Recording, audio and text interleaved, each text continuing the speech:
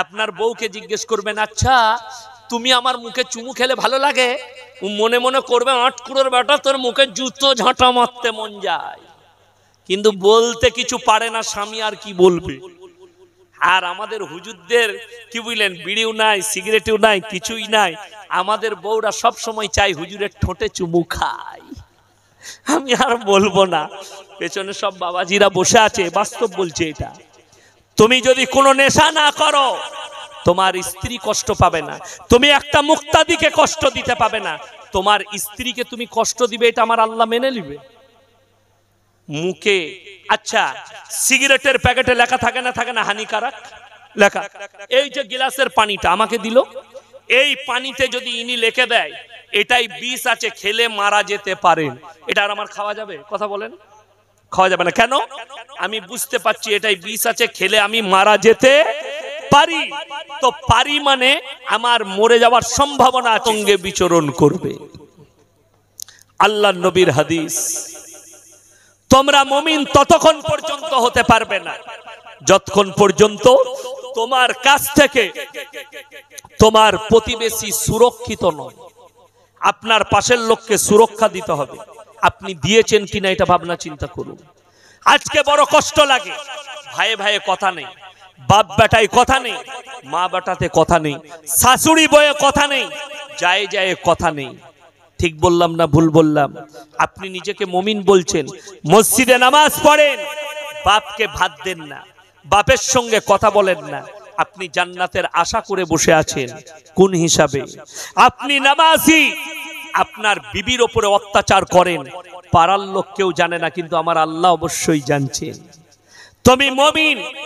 সকাল হলে এই আমাদের দেশের অভ্যাস খুব খারাপ, প্রত্যেকটা গ্রামে আছে, ফজরের নামাজের পরে দেখবেন কিছু চায়ের দোকান খুলে যায়, গ্রামগঞ্জে খুলে না, মুসল্লিদের জন্য চায়ের দোকান খুলে, চায়ের দোকানে বসে গেল কিছু মুসল্লি, ফজর পরে গোটা এলাকার গীবত আর চুগলি ওরা করে।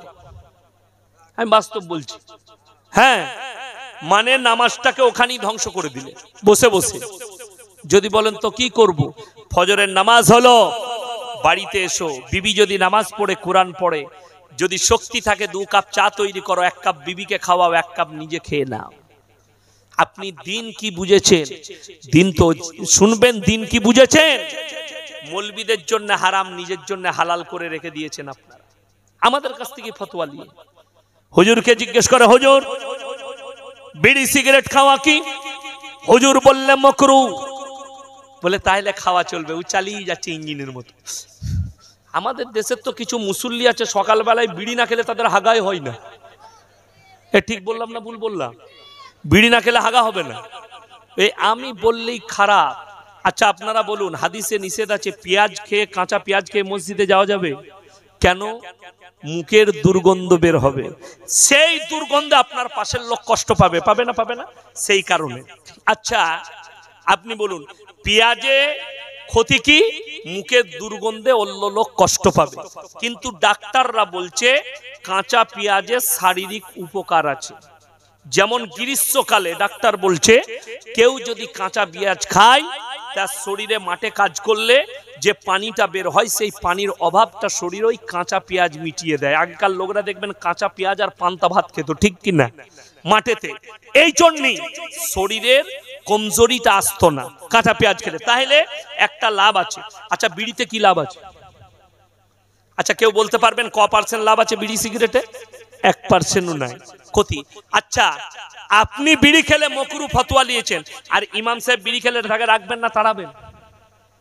সকালবেলায় মিটিং করবে, আবে হুজুর বিড়ি খেয়েছে, সিগারেট খেয়েছে, বার কর ওকে। মিটিং করে তাকে বার করে দিবেন। বিড়ি খেয়েছে তার পেছনে নামাজ হবে না। হুজুর খেলে হারাম আর তুমি খেলে মাকরুহ, কি জুতো খাবি তুই নিজে চিন্তা কর। বড় কষ্ট এটাই। আচ্ছা বিড়ি খেলে সেন করে তো আতরের মতো নাকি? মসজিদে গেলে আতরের মতো সেন। আচ্ছা আপনি চিন্তা করুন, এই আমরা হুজুররা আছি, সব ইমামরা আছেন, উলামারা আছেন, জানেন আপনি নেশা করেন, বিড়ি খান, সিগারেট খান, আপনার বউকে জিজ্ঞেস করবেন, আচ্ছা তুমি আমার মুখে চুমু খেলে ভালো লাগে? ও মনে মনে করবে, আটকুড়োর বেটা তোর মুখে জুতো ঝাঁটা মারতে মন যায়, কিন্তু বলতে কিছু পারে না, স্বামী আর কি বলবে। আর আমাদের হুজুরদের কি বুঝলেন, বিড়িও নাই, সিগারেটও নাই, কিছুই নাই। আমাদের বউরা সব সময় চাই হুজুরের ঠোঁটে চুমু খাই। আমি আর বলবো না, পেছনে সব বাবাজিরা বসে আছে, বাস্তব বলছে এটা। তুমি যদি কোনো নেশা না করো, তোমার স্ত্রী কষ্ট পাবে না। তুমি একটা মুক্তাদিকে কষ্ট দিতে পাবে না। তোমার স্ত্রীকে তুমি কষ্ট দিবে, এটা আমার আল্লাহ মেনে নিবে? মুখে আচ্ছা সিগারেটের প্যাকেটে লেখা থাকে না, থাকে না হানিকারক লেখা। এই যে গ্লাসের পানিটা আমাকে দিল, এই পানিতে যদি ইনি লিখে দেয় এটাই বিষ আছে, খেলে মারা যেতে পারেন, এটা আর আমার খাওয়া যাবে? কথা বলেন, খাওয়া যাবে না। কেন?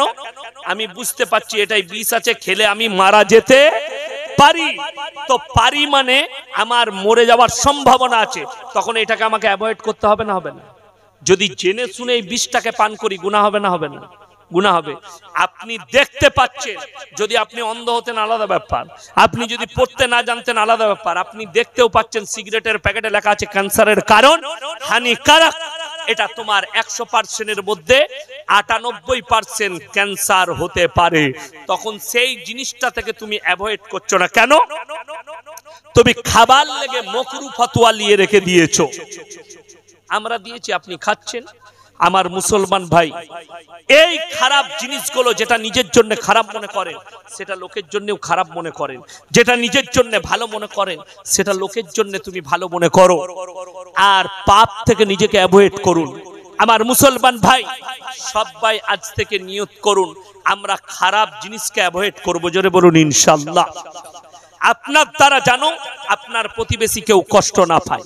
আল্লাহর কসম, নবীজি সাল্লাল্লাহু আলাইহি সাল্লাম তলোয়ারের দ্বারা ইসলাম প্রচার করেন, আখলাক আর চরিত্রের দ্বারা ইসলাম প্রচার করেছেন, ব্যবহারের দ্বারা ইসলাম প্রচার করেছেন। কষ্টটা কোথায় জানেন? আমার গ্রাম 5000 বসতির গ্রাম, যেনারা গেছেন আমার পুরসা তারা জানে 5000 বাড়ি আছে, তার মধ্যে মাত্র 15 ঘর বাগদি আছে আর 20 ঘর মুচি আছে, মানে 35 ঘর মুচি বাগদি আছে, দাস তারা বাস। তো আমাদের দাসপাড়া মাদ্রাসার সামনে দিয়ে আমি যখন বাড়ি যাই, ডানহাতি ওই পুকুরের পাড়ে দাসপাড়াটা পড়ে। তো একটা মুচিদের ছেলে, দাসদের ছেলে, সে মদ খেয়ে পাড়ার লোককে গাল দেয়, বিবিকে মারে, অত্যাচার করে। একদিন থেকে আমি মার্কেটে পেলাম, বলে শোন এখানে এসে বললে হুজুর কি হয়েছে? আমি বললাম তুই যে মদ খেয়ে রাতের বেলায় মাতলামি করিস, 1 নম্বর তোর শারীরিক ক্ষতি, 2 নম্বর তোর সামাজিক ক্ষতি, তোর পারিবারিক ক্ষতি, তোর অর্থের ক্ষতি। সে কি আমাকে উত্তর দিল জানেন? এমন উত্তর দিয়েছে মনে হচ্ছিল ফাটাল পেলে ঢুকে যায়। সে বললে আমাকে মানা করছেন, আমার তো পয়সা থাকে না, আপনাদের অমুক মুসলমান ভাই আমাকে মদ কিনে খাওয়ায়, কষ্ট পেলাম। আপনার অমুক মুসলমান ভাই সে বাড়ি থেকে মাংস রান্না করে নিয়ে এসে মদ ঢেলে খাওয়ায়। ভেবে দেখুন, আমি দাওয়াতটা তাকে আগে দেব না আপনাকে দেবো। ওই জন্য কোরআন বলেছে, ইয়া আইয়ুহাল্লাযীনা আমানু কুলু আনফুসাকুম ওয়া আহলিকুম নারা, হে ঈমানদার ব্যক্তিরা তোমরা নিজেরা জাহান্নামের আগুন থেকে বাঁচো, তোমাদের আহলে বর্গকে বাঁচাও, প্রতিবেশীকে বাঁচাও, আত্মীয় স্বজনকে বাঁচাও। সবাই দাওয়াত দিবেন, জোরে বলুন ইনশাআল্লাহ।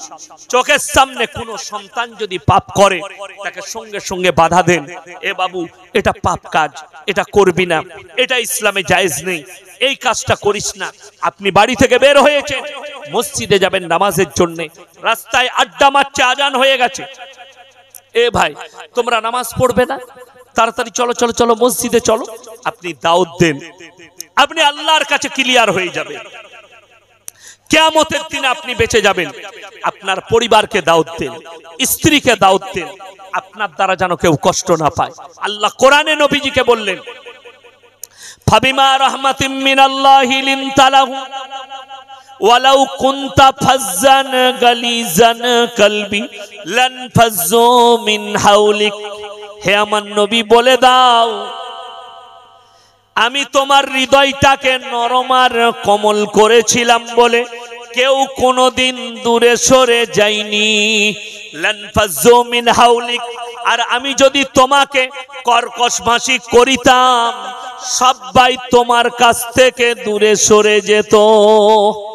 আমি যদি তোমাকে কর্কশ ভাষী করিতাম সবাই তোমার কাছ থেকে দূরে সরে যেত। লানফাজ্জু মিন হাউলিক, আমি তোমাকে নরম করেছিলাম, কোমল করেছিলাম। নবীজিকে হযরতে উমরে ফারুক রাদিয়াল্লাহু তাআলা আনহু গর্দনটা নিতে এসেছিলেন, কলমা পড়ে বাড়ি ফিরেছিলেন। জোরে বলুন একবার সুবহানাল্লাহ। নবীজি দাওয়াত দিয়েছেন, নবীজি দাওয়াতকে কবুল করেছে। হযরতে উমর বললেন, ইয়া রাসূলুল্লাহ, আমি কলমা পড়ে মুসলমান হয়েছি। নবীজি বললেন, ওমর, আমি একদিন দুদিন নয় 40 রাত জেগে কেঁদেছি আল্লাহর কাছে, আল্লাহ তুমি আবু জাহেল নাইলে উমর দুজনের মধ্যে একজনকে ইমাম দান করো, ইসলাম মজবুত হবে। আল্লাহ আমার দোয়াকে কবুল করে আল্লাহ তোমাকে ইমাম দান করেছে। জোরে বলুন সুবহানাল্লাহ। আপনি এমন আখলাক আর চরিত্র নিয়ে আসুন, এমন ব্যবহার নিয়ে আসুন, আপনার ব্যবহারে, আপনার আখলাকে, আপনার চরিত্রে যেন অমুসলিম ভাই কলমা পড়তে বাধ্য হয়। আপনার প্রতিবেশী সে যেন আপনার কাছ থেকে সুখ পায়, কষ্ট পায়। আল্লাহর নবীর হাদিস, তোমরা দেখো না কোন জাতের, সে দলিত হোক, আদিবাসী হোক, হিন্দু হোক, যে ধর্মেরই হোক, সে যদি ক্ষুধার্ত হয় খাবার দাও, বস্ত্রহীন হলে বস্ত্র দাও, বিপদে পড়লে পাশে দাঁড়াও, তোমার কাছ থেকে যেন সে কষ্ট না পায়। নবীজি এই আখলাকটাই দিয়েছিল। নবীজিকে যারা পাথর মেরেছে কুফফারে মক্কা, তাদেরকে নবীজিকে যারা রক্তাক্ত করেছিল, নবীজি সাল্লাল্লাহু আলাইহি সাল্লাম তাদের জন্য দোয়া চেয়েছেন, আল্লাহ তুমি এদেরকে হিদায়াত দাও। আল্লাহ নবী সাহাবীদের উপরে যারা অত্যাচার করেছে, নবীজি তাদের জন্য দোয়া চেয়েছেন। আল্লাহ নবী যেদিনে মক্কা বিজয় করেছেন, আল্লাহ নবী সাহাবীরা বললেন, ইয়া রাসূলুল্লাহ, আজকে আমরা বদলা লুব। নবীজি বলছেন, এ কথা বলো না, আমার 5টা কথার উপরে আমল করো। তোমরা বৃদ্ধকে মারতে পাবে না, বৃদ্ধাকে মারতে পাবে না, শিশুকে মারতে পাবে না, আত্মসমর্পণ করলে মারতে পাবে না, কাবা ঘরে প্রবেশ করলে মারতে পাবে না। আমি আল্লাহর নবী, আমি দয়ার নবী, আমি ক্ষমা করতে জানি, দয়া করতে জানি, বদলা নিতে আমি আল্লাহর নবী জানি না। জোরে বলুন সুবহানাল্লাহ। আর আপনি বদলা নিচ্ছেন আপনার ভাইয়ের কাছে, আপনি বদলা নিচ্ছেন আপনার প্রতিবেশীর কাছে, আপনি আল্লাহর কাছে কি জবাবদিহি করবেন? একবারও